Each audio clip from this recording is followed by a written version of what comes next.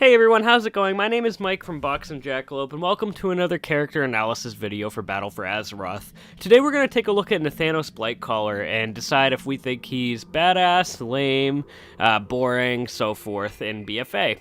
So let's go over a little bit of history with Nathanos Blightcaller. In Vanilla WoW, you can actually kill him. I remember there was raids on him in the Eastern Plaguelands, which I always thought that was kind of cool. But I also was kind of like, that's pretty cool that they brought him back.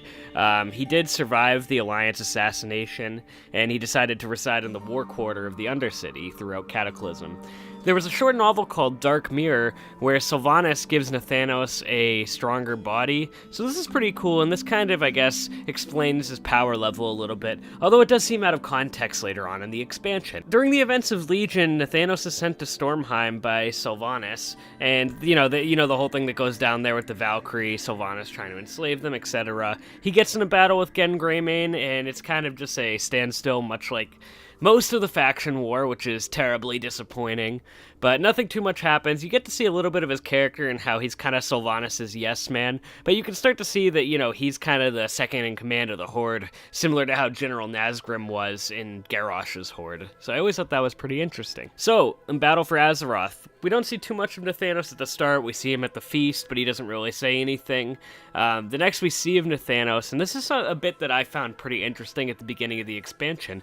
During the War of the Thorns, when Sylvanas tells the Horde to burn down the tree, you kind of see a bit of fear in Nathanos' eye, and this is really interesting to me because you almost wonder if he's, even for him, is this too far? Sylvanas is his waifu, so, due to his loyalty to Sylvanas, he does end up going through with it, but I really did just like that little bit of detail in that cutscene. Nathanos is also present during the Battle for Undercity, although he doesn't have too much dialogue. You do see him in the cutscene at the end of it. All Nathanos has in terms of dialogue during the Battle for Undercity is just him really taunting the Alliance. Following the events of the War of the Thorns, you go to Stormwind to extract the Zandalari prisoners, Talanji and Zul, with Rakan, Thalisra, and the Skyhorn guy.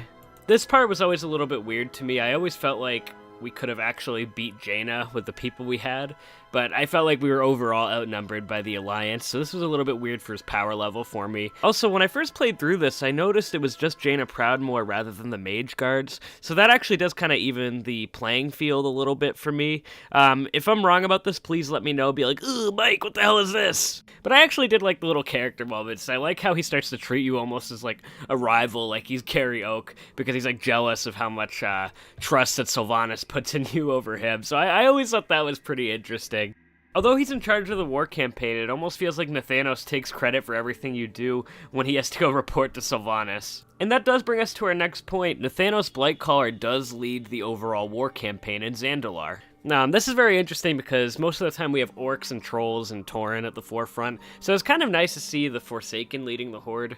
I know overall I don't like it, but it was a cool change of pace for him.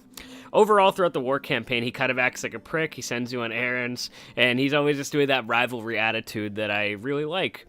There's a moment in Battle for Azeroth, too, if you talk to him on the ship, he basically talks about how he wants to get revenge on the Alliance, and, he wants Sylvanas to rule all. This was kind of interesting, but it's pretty much in character for him at this point. When the last of his subjects has been slain and raised forsaken, the Boy King will kneel before the Dark Lady. And at long last, there will be but one queen to rule them all. The other thing that I thought was really awesome about Nathanos Blightcaller was his design and his new model in BFA. He has a really cool look. If they are to axe Sylvanas, I think he would be a good replacement for her. I know a lot of people say he's a prick, but hey. In patch 8.1, so there's spoilers for the current patch. If you don't want to hear about it, click off, please. In patch 8.1, you and Nathanos end up fighting Tyrande and Malfurion, and at this point, I do feel like we're outnumbered and we should have lost to them, but due to plot armor, we ended up living through that, so yeah, he ends up getting away. One of the Valkyrie died, so we end up reviving the 2 Night Elves, and that's pretty much the end of the Darkshore campaign. So where are we with Nathanos? Where do I think they're going to go with this character? I think he's going to be a future leader of the Forsaken or a raid boss. There's no in between.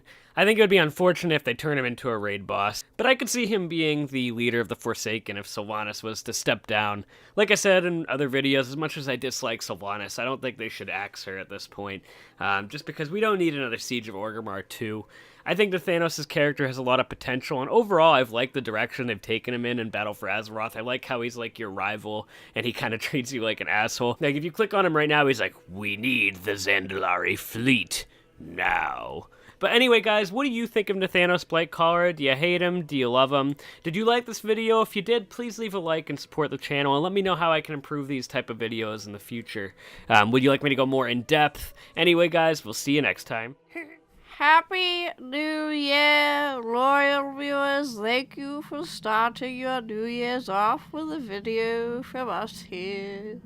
I just want to say thank you for speaking about my right hand, big macho man Nathanos. We really turned that pile of bones into quite the beefcake. He's got the perfect upper body strength to carry my weapons around. Anyways, thank you for watching this episode, and I can't wait to see what the new year holds. Maybe the little lion will finally bend his knee.